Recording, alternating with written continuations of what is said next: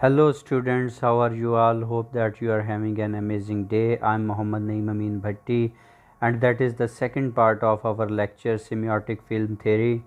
Before that we have discussed about the two combined approaches of film. After that we have discussed the semiotics, its definition and what is representation. After that we discussed in our previous lecture the representation in film or the conflating forms which were iconic, representative and etc. such kind of forms. The film reading we have discussed all about it in our previous lecture. After that we discussed the how film signifies, and now we are moving towards our next topic, which is structuralism inside the close related form to the film theory.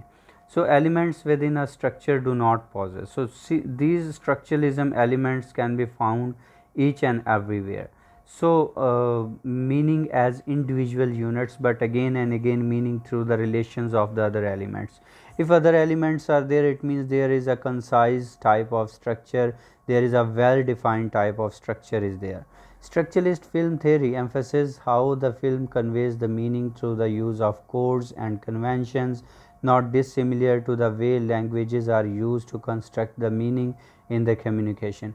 If we talk about an example, that there should be a face which depicts the hunger, but not the word hunger is there. So that is the structural connection between the food and the face, that the face looks like that is a hungry face, but actually it has been described in the film just at the place of the word hunger.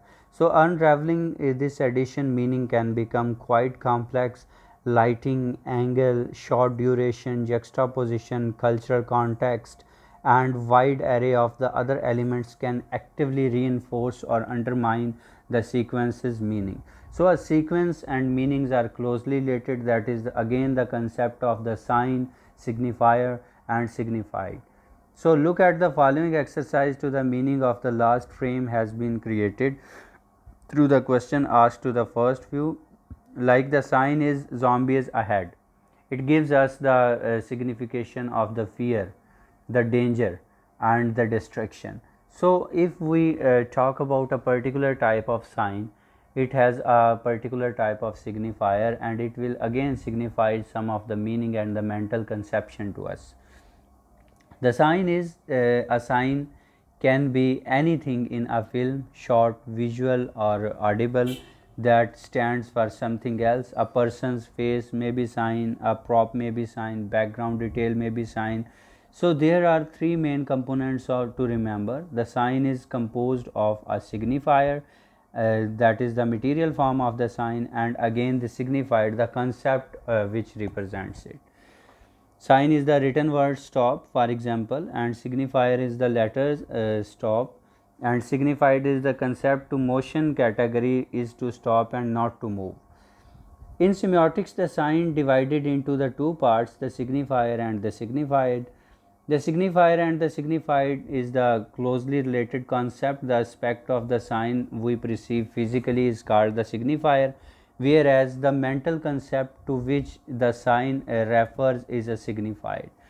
Meaning is conveyed by the relationship like signifier to the signified and denotation to the connotation. As we explain the connotation and denotation, the denotation is what the sign stand for. For example, a snake means a snake, that is an animal which has to means to say that which is a dangerous animal, and the connotation means that it's cultural association, that we may say that a person is snake, it means that he is dishonest or he is destructive or he is not loyal or he is not sincere with any person.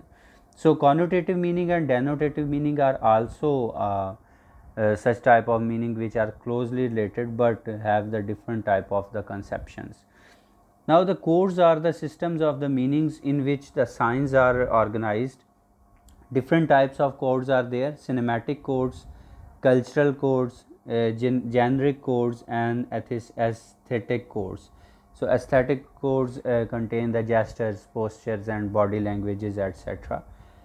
After that, the code basically refers in the TV, film, and theater only to say the conventions and reality itself complex system of the science interpreted by the members of the culture in exactly the same way as our films and television programs. So these are such type of codes. If we talk about paradigmatic and syntagmatic meanings, so these are the such type of meanings as the denotative meanings and connotative meanings, that if a filmmaker has chosen to employ the particular sign at one point of the range of the possibilities, that is paradigmatic choice. But if the sign is related to the sign that occurs around it, then that of the syntagmatic relationship. It means that the conception and the literal meanings are both at the same time attached with the same word.